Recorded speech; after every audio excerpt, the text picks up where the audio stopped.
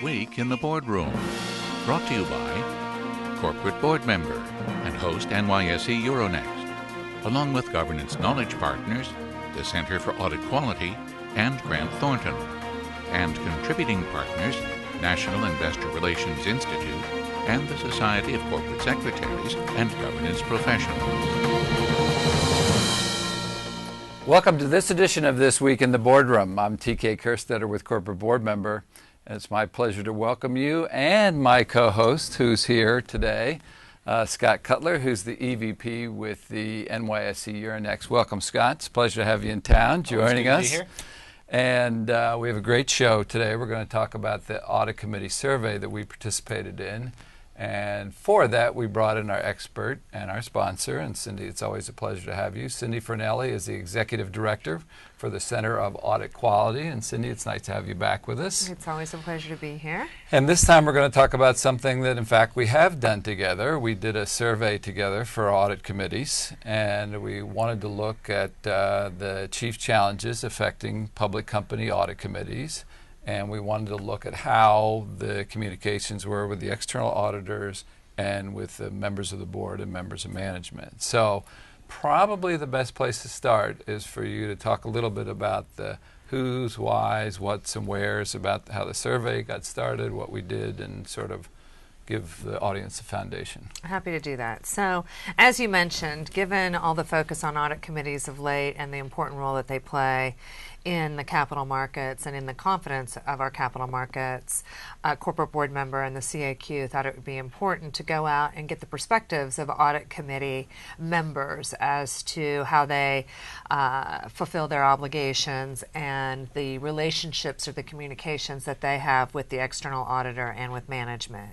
So over the winter, we went out and we sent a survey to close to 3,000 audit committee members, and we've gotten almost an 8% response rate back, which is pretty good. Now, I would say this probably isn't scientific data, but certainly it's good benchmarking data for us and information for us. And so I think it gives us a picture and paints a picture of what's out there and how audit committees view their performance and their communications and the things that they're doing. And as we go through some of the findings, I think we'll see that some misperceptions, we can put to bed some of the misperceptions that might be out there in the marketplace. And then one other data point that I would say is that 2/3 of our respondents, the audit committees on which they sat, their companies had greater than $750 million in market cap. Well, one of the things we talked about when you were here last time was mandatory auditor rotation. And that was something that the NYSE put out a comment letter not supporting it. Most issuers have been against that. You have seen some action recently. The European Union voted, at least legally, to look at that in terms of a requirement for certain public interest entities in over 14 years. You've had a couple of instances recently where you've had problems at a specific auditor. Were you surprised that so many respondents on the survey looked at their auditor every single year? Well, that is one of the findings. Over 87% of the respondents said that they assessed their auditor on an annual basis. And I'm not surprised by that. Personally, I do think there's a misperception out there, but I think audit committees take that responsibility to hire, fire, and oversee the work of the auditor very seriously. And one foundational element of that, in my mind, is an annual assessment of the external auditor. So as you mentioned, the PCAOB's proposal for mandatory firm rotation, they came forward with a concept release. And it wasn't just issuers that were opposed to mandatory firm rotation. Audit committees, too, were opposed to that because they feel that that's their responsibility, their statutory and fiduciary obligation to oversee the audit. And having a regulatory requirement that there be a forced rotation, I think, they felt that that took the responsibility away from them. And so a better way, in my mind, and I think as borne out by the survey in the audit committee members' mind, is that they do an annual evaluation. And so to support that, corporate board member, the CAQ, and some other organizations last year came forward with a tool that helps audit committees do an assessment. It gives them a framework, if you will, or some architecture to do that assessment. It's not a check the box activity, but it just gives them some guidelines and some framework. So I was pleased to see that we had those numbers, the respondents, but I wasn't necessarily surprised. Well, what are some of the other key takeaways from the feedback that you received? Well, they too were very good. What we found was that 99% of those who responded have at least one financial expert on the audit committee. And I think that's another misperception, that audit committees don't have the requisite experience. In fact, 75% had 2 or more. And over 35% had 3 or more financial experts sitting on the audit committee. So I think there's real expertise sitting on the audit committee. And again, I'm not surprised by that, but it's nice to have the data to back up what I think is what's going on out in the audit committee community. So it's nice to have that. We also found that a vast majority of the audit committee members who responded to the survey gave very high marks to their communications that they have with their auditors, so that there was a lot of communication back and forth with the auditor, as well as their communications and the information that they received from management. They gave very high marks to that. So I think those are important things too, that especially from where I sit at the Center for Audit Quality, that there's good communication between the audit committee and the auditor. That's something that both the PCAOB and the CAQ has advocated, that in order for the audit committee to be able to fulfill its obligations and adequately oversee the external auditor, that they have to have a robust two-way communication. And in fact, again, the CAQ put forward a practice aid that told auditors how they should have, the kinds of communications they should be having with their audit committee. The PCAOB had come out with a new standard last year, and so we gave some more flavor to that. And one of the key points there on these communications is understanding the inspection process. So if you're an audit committee member, you're going to want to ask your auditor, and your auditor should volunteer to you what the inspection process was, what some of the findings were, and so we've got a practice aid that supports that. And all of these materials, the assessment tool and the practice aid, are available free of charge on the CAQ's website, which is thecaq.org. Cindy, let's dig a little deeper, because communication is really, I think, what the meat of this research is. So, and I'd be curious, did you get any feel, because while there may be a good tone to it, I'm sure there's a position that people can always improve.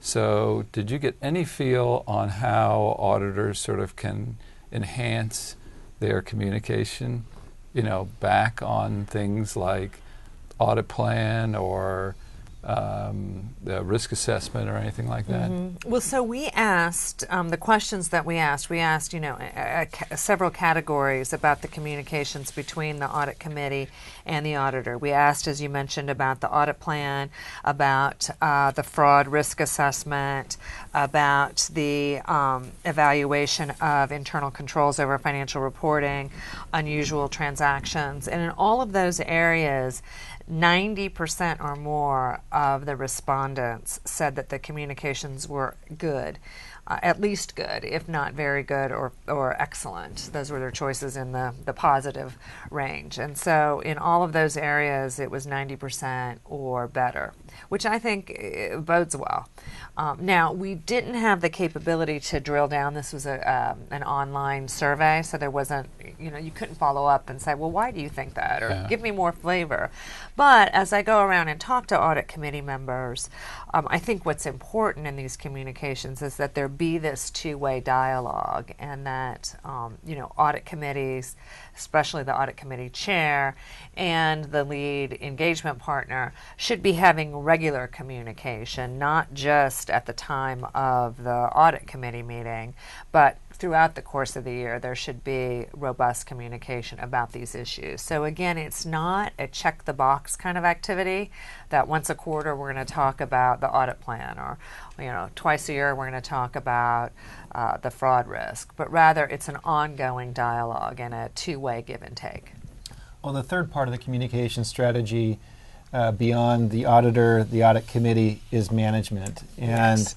How did you feel the committee members felt about being satisfied with the level of communication with management? Those numbers were really high too. Audit committees were very satisfied with the information that they were receiving from management, both the quality of the information they were receiving and the quantity of the information that they were receiving. So again, there was high satisfaction marks by the audit committees with the information that they were receiving from management. And the question was posed, are you getting the information that you need in order to fulfill your fiduciary obligations? And the answer was yes. Well, and the last category, which is important, is investor. And you and I know this because we have an event planned on June 18th to cover shareholder expectations, which is going to talk a lot about engagement between not only audit committees but comp committees as well, and their interaction with shareholders. We all know it's a pretty sensitive issue that is being talked through, and there's other issues like FD and others that companies have to be sensitive to. And we know outside counsel is always advising to be sensitive to any exposure, where it's going to be bored. But anything come out of this relative to give you a feel about engagement with investors? Not in the survey. We didn't really ask that question in the survey, although we did ask did they have the information that they needed to fulfill their statutory obligation and their fiduciary obligation, which of course runs to investors. But as you mentioned, our June 18th event is designed to delve deeper into that issue. We also had an event last month where we started that discussion. And I think that in the event that we had last month, and in my conversations with audit committees, as well as I know your conversations, both of yours, that is an issue that I think audit committees are interested in and open to, how to better communicate to shareholders. Now, the issue, and this has come up in the PCAOB's potential standard on the auditor's reporting model. You can't have investors be in the audit committee, and I think that they would like to be, perhaps some of them, in the audit committee, but there's just really not a mechanism to do that. And so finding a way for audit committees to communicate to shareholders how they go about doing their oversight of the external auditor, how they fulfill their obligations and their role, right? Because the audit committees are really standing in the shoes of investors and advocating on behalf of investors throughout the process. So in our audit assessment tool that corporate board member and the CAQ and others collaborated on, we do put a marker down that more work needs to be done on how best to have those communications. So I think we started that conversation in April when we had our discussion with audit committee members and investors, and I think that our June event certainly will get a little deeper into that, how exactly can those communications occur, and what mechanism can we use to give investors confidence and understanding what it is that the audit committee is doing to oversee the process. Well, I would like to, on a future show, for us to talk about the shareholder expectations. We have, again, once that event goes, we will have 3 or 4 sort of experiences with that, and I think the 3 of us could have a interesting dialogue about sort of what do we have to do, because at some point in time I think we have to make some recommendations as far as helping companies say this is what we think is a good idea, relative to that. So that's going to be a challenge. And Scott, you mentioned Europe. Right. One of the things that we've done at the CAQ, and we just actually published it recently on our website, so I would encourage viewers to go and look there as well, is we went to New York, Hong Kong, and Brussels and talked to audit committees there about how they fulfill their obligations. And certainly in Brussels, which had an entire EU contingency there. So we drew audit committee members from all over Europe at the Brussels event. And they were, I think, further ahead in their thinking about ways that audit committees and investors could communicate more. And I think there's more of a willingness in Europe for investors to actually go to the annual shareholders meetings and engage in a one-on-one dialogue with the audit committee chair. And we don't really see that in the United States. So there might be some lessons learned there that we can explore at our June event and then also pick up after that. And that might very well be something that has some meat to it that we could further advocate. Well, you got to feel good when part of your goal is to improve the communications between auditors and management and the audit committee. You got to feel good about, while this may not be totally statistically valid, it's a pretty good benchmark when you have that many respondents. So you have to feel good that at least you're on the right path at the center. Yeah, well, and again, we can't do it without partners such as corporate board members. So, I think it really is a partnership between the auditors and the audit committee, and then management as well. They have a voice, but we're very happy to be able to partner with corporate board member on these important issues. So, thank you for that. Cindy, it's a pleasure to have you join us again, and Scott, thanks for when you're in town. We always like to have you. You get a free plug here at the end. That's great. Yeah. So, but anyway, that will conclude this edition of This Week in the Boardroom. We hope you enjoyed the show. We'll see you again next week, where we take a look at another critical topic that'll help you be a better board member and committee member. And we'll see you then.